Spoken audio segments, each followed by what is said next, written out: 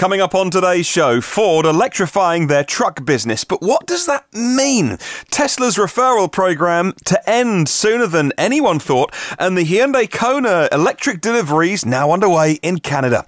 Those stories and plenty more on today's EV News Daily. My name is Martyn Lee. Good morning, good afternoon and good evening, wherever you're listening in the world. It is Friday, the 18th of January's edition. I've been through every EV story I can find today and picked out the ones to save you time so you don't have to bother searching.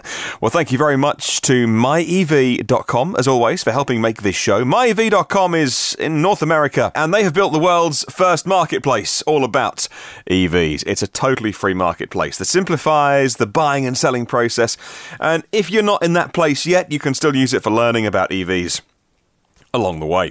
Welcome to new Patreon members. That would be David FINCH. Hello, David. Thank you for joining the party. A new executive producer.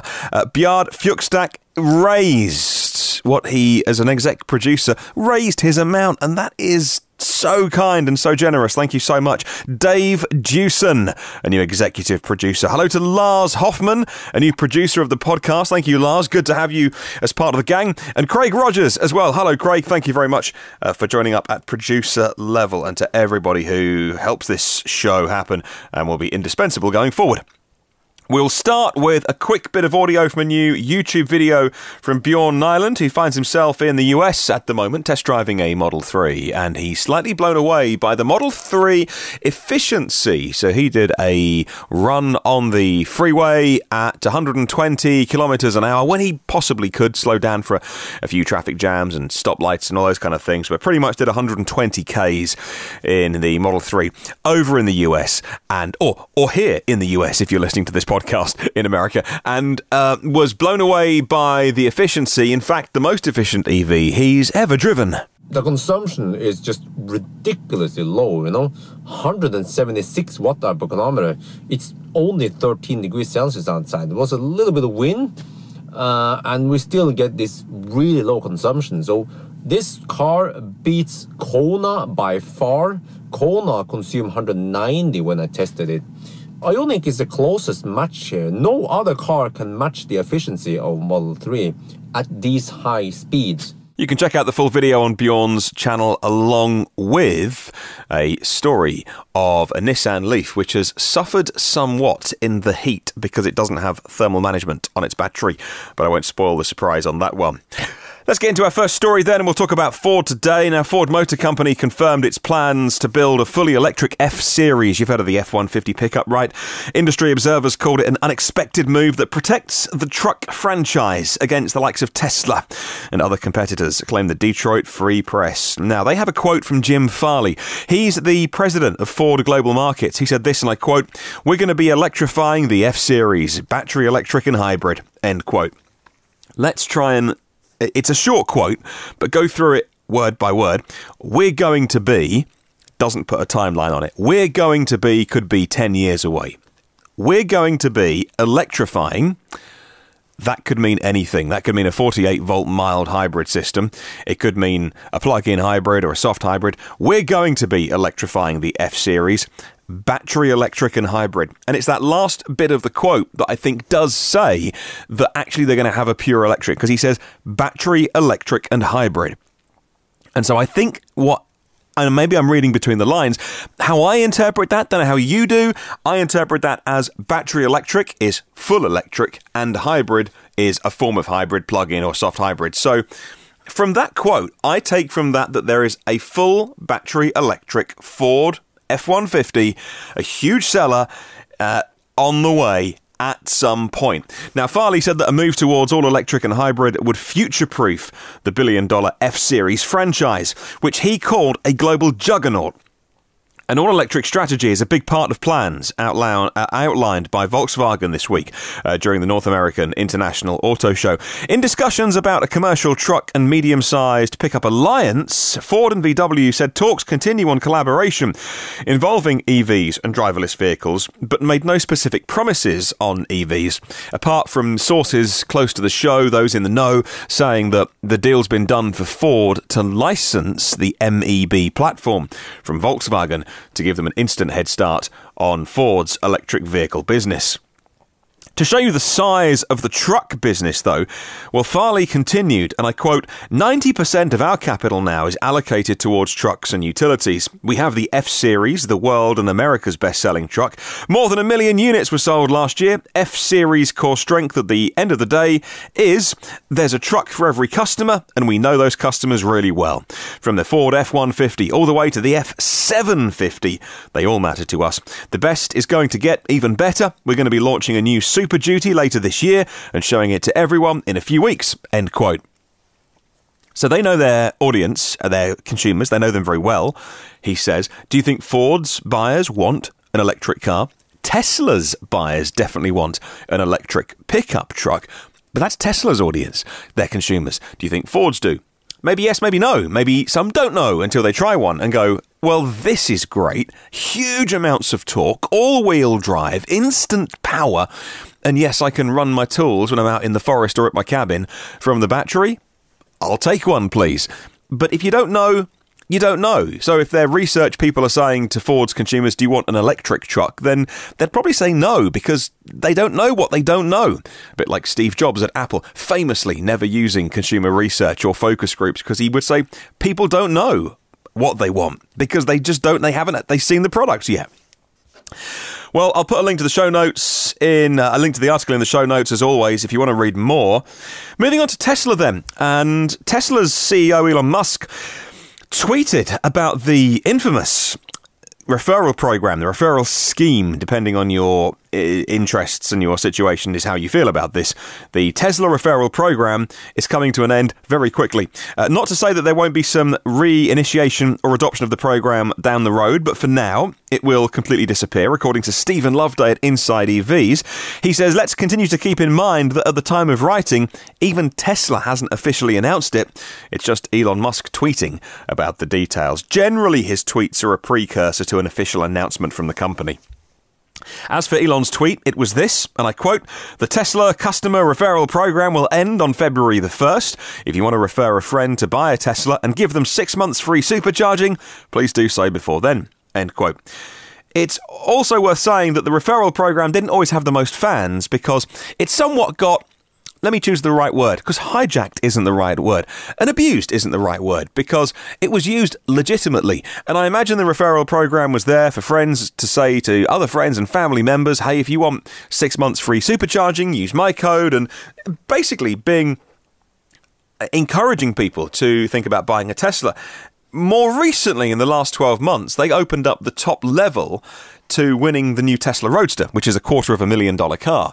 And those with a large audience, in fact, those with any audience, who started to really go on about their referral number, and to all those Model 3 reservation holders who were always going to buy the Model 3, well, they wanted their 6 months free supercharging, or whatever the incentive was at the time when they bought their car. So they may as well use their favourite YouTube personality, or, their favourite friend on a podcast who they have an affinity for.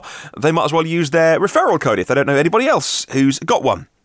So no one was doing anything wrong here, but some of those people who would just make YouTube video after YouTube video banging on about their code, well, if they got 105 referrals, they get not one but 2 free Roadsters. That's effectively a $500,000 prize for doing Tesla's sales job for them. Now, there are 20 people who we know in the world, there may be more, there's 20 people who we know are getting 2 free Roadsters, and at least another 60 who are getting at least 1 free Roadster. So the first 80 Roadsters that Tesla built, they're making no money from, they're giving them away to people who went on about their referral number, whatever it is, on their YouTube or their blog or whatever. I must admit, one of the reasons I've never used one. I've had many people over the years say, hey, if you don't have a Tesla, you can use mine, we'll give it to charity, whatever. And I get that, but I always felt a bit grubby doing the job of Tesla's sales department for them. So I never wanted to do that. I never went down that route. I never wanted to be a proxy for being a spokesperson or a salesperson on behalf of Tesla, which I always felt affects impartiality. That said, those people, their defense is, well, hey, we sold 105 cars for Tesla, so we deserve our Roadsters. But really, those people that used the code, they would have bought a Tesla anyway. They weren't going to cancel their Model 3 reservation if they didn't get their 6 months free supercharging. So it's not quite as simple as that. I'm a little pleased it's over. On the other hand, those people who did nothing wrong, they just gamed the system, if you like. They've got a $500,000 prize coming their way. So no one's really done anything wrong. I'm kind of pleased it's over. So what now? Well, Elon says that the Model 3 was getting too expensive with the scheme in place. Now, giving away a referral code doesn't inherently make the Model 3 more expensive, but if you've just given away 80 $250,000 cars, it's expensive to the business. So he's shutting it down. All right, moving on then to the Hyundai Kona. Staying with Inside EVs, they report that deliveries of the Hyundai Kona Electric in Canada kicked off the other day. The first unit was sold by Hyundai Valleyfield in Quebec on January 15th, 3 days ago. The Kona Electric went to a couple, actually. They turned out to be really loyal customers of the brand for the last 25 years. The Kona, as all EVs are, is supply constrained. In other words, what that means is there's loads of demand. They're just not making enough of them. And when I say not making enough, I could say can't make enough of them. My prediction, there's no official Hyundai comment on this, as far as I know. I'll stick my neck out and say that my prediction is battery supply is constrained for Hyundai and Kia with the LG Chem cells, or they don't want to make any more because they're not making if they're making any money on their EVs, and they could be loss-making, then it's marginal, so maybe they don't want to, or maybe they would love to and get a big piece of the market share, a big piece of the EV pie now and do a land grab, if you like. They just can't make enough of them. I don't know what it is, but it's definitely not demand. There's plenty of people that would love one of those new Korean EVs. Well, moving back to Tesla, the semi-truck, or semi-truck, really, as I would call it here in the UK, has been, I would argue, the quietest part of Tesla recently. I mean, we've even heard more about the solar tiles and the Powerwall, even if that is price increases, from the official channels at Tesla, but not the semi-truck. Well, now, a test drive event for reservation holders shows that the work is not only progressing, but Tesla's keen for people to experience it.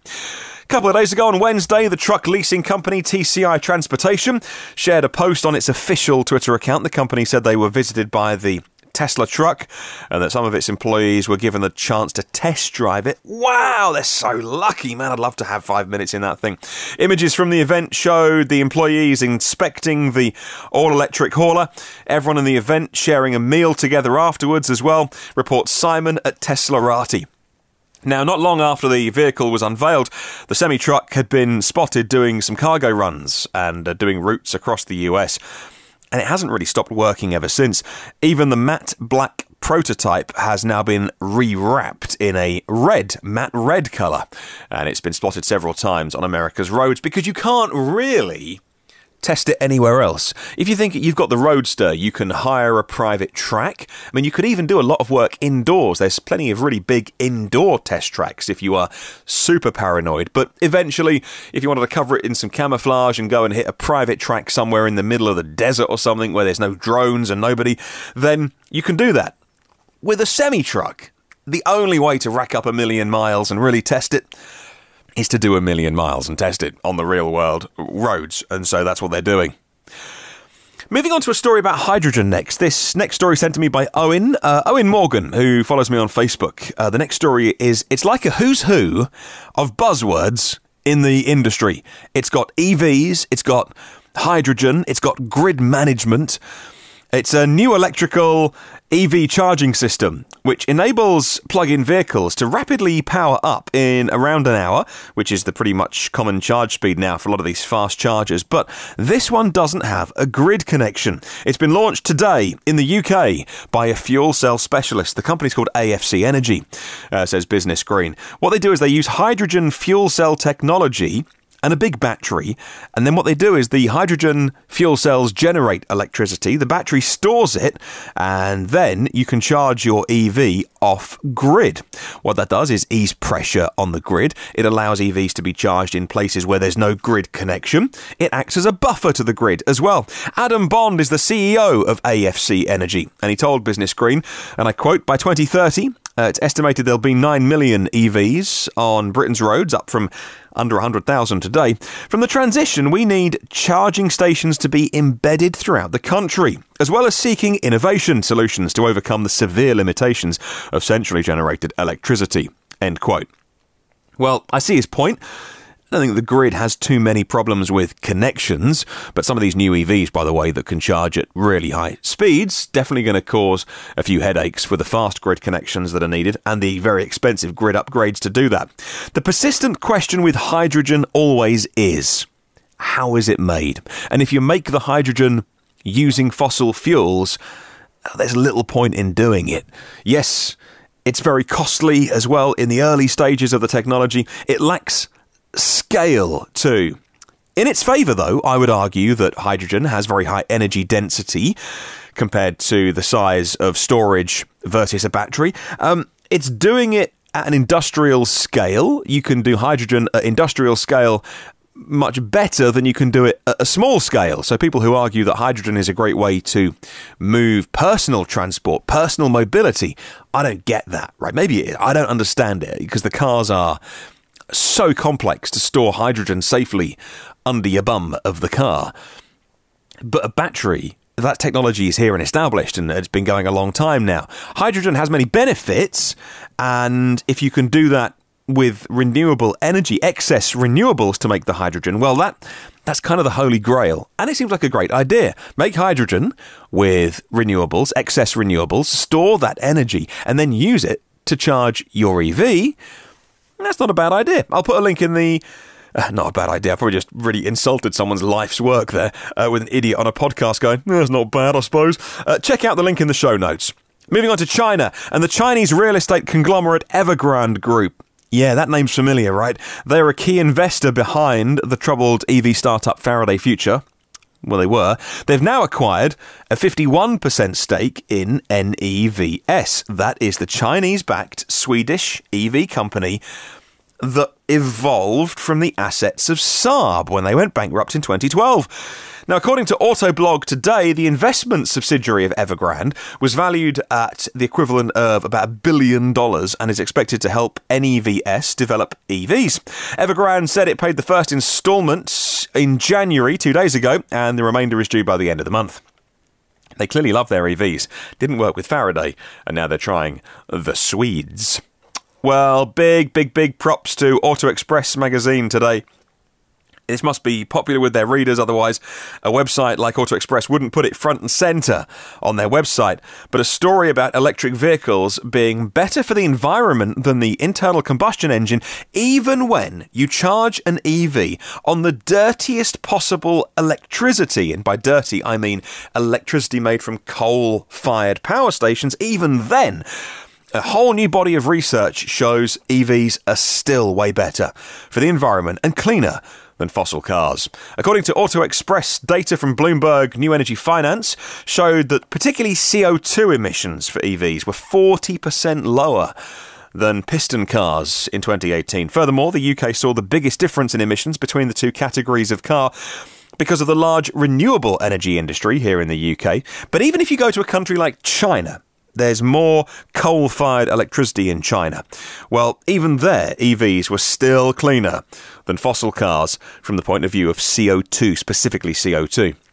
Well, this research does help clarify some of the details around the lifetime emissions of EVs. It's one of those easy bits of FUD, as in, you know, the fudsters who don't actually have to spout the truth. They just have to say something plausible enough to make you uncertain or doubtful of what you read. They say, oh, well, EVs are way dirtier than fossil cars because of the battery, because of where the rare earth metals come from, because of how the electricity's made. And it sort of sounds logical, which is the genius of the fudsters who are working on behalf of the oil industry, the fossil industry, those that want to see us all go up in flames, literally, as the planet heats up. And so this is wonderful to see a car magazine website leading with this story. It'll certainly help the PR for EVs tell the truth about electric vehicles that don't pollute on the road but do consume electricity even when it's generated by fossil fuels. Final story, and this is a real humdinger. The Hainan province in China, it's the smallest province in China, by the way. The Hainan province is going to ban sales of diesel and petrol cars, and you're expecting it to say in 5 years, and I didn't know this was coming, March the 1st. This year, when new auto pollution measures are coming into effect. Hainan is the smallest province in China, as I mentioned, the first province to do such a ban, according to the website Shanghai Metals Market. Now, with the increasing of construction of charging facilities, they say, the province is going to step up its efforts to promote new energy vehicles, EVs as they call them, over there. And it aims to eliminate petrol or diesel cars completely by 2030, but no new ones being sold after the next 6 weeks.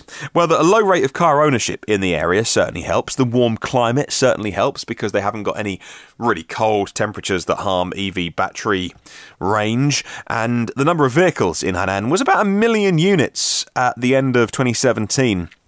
Compare that to somewhere like Guangdong, which is about 28 million.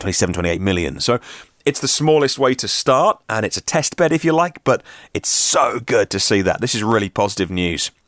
As always, thank you very much for listening to the podcast today. I hope you've enjoyed it. Please send me your feedback anytime if I can make this better. If I've hit the mark or missed the mark, you can tell me. I'm a big boy. I've got thick skin. Here is the question of the week this week, set by myev.com, and you can email me your answer here. How much should EVs reinvent the car, and how much should EVs conform to what's expected of the car? Well, you can email me hello@evnewsdaily.com, and you can use the comment section of YouTube and Facebook if you want to, and myev.com. There are now 174 patrons of the show. Thank you. It's at patreon.com, patreon.com/EVNewsDaily. Thank you very much to Phil Roberts from Electric Future. That's ef.energy here in the UK, our premium partner. Electricmotoring.net. If you're going to be in the Chicago area, fancy getting yourself into a Tesla, you can hire one from electricmotoring.net. And thank you to Brad Crosby, a recent supporter, but one who is fully behind what we're doing on the podcast, and his support means a lot. Thank you, Brad. So if you want to download any of the previous 360 episodes, they're online for free from where you get podcasts from. Subscribe and get them first and free and automatically, hopefully at the same time every day. It's been a bit erratic over Christmas and New Year. Sorry about that. Back on schedule now. In the meantime, if you can leave a little review for the podcast, that'd be amazing, but I know you're busy. And come and hang out on the socials over the weekend by searching EV News Daily. Interview time tomorrow. This January, we're talking about hiring cars. Is hiring an electric car a good way to get into an EV? To try it? Better than a test drive for an hour. I mean, living with one for a few days. We'll talk to someone who started an EV hire company here in the UK and how she feels about renting out her £100,000 Teslas to complete strangers. Not sure I could do that myself, but she does, and she believes in giving people a chance to get into EVs as a best possible price. So we'll talk to her tomorrow on the show. In the meantime, have a wonderful day. I will catch you tomorrow.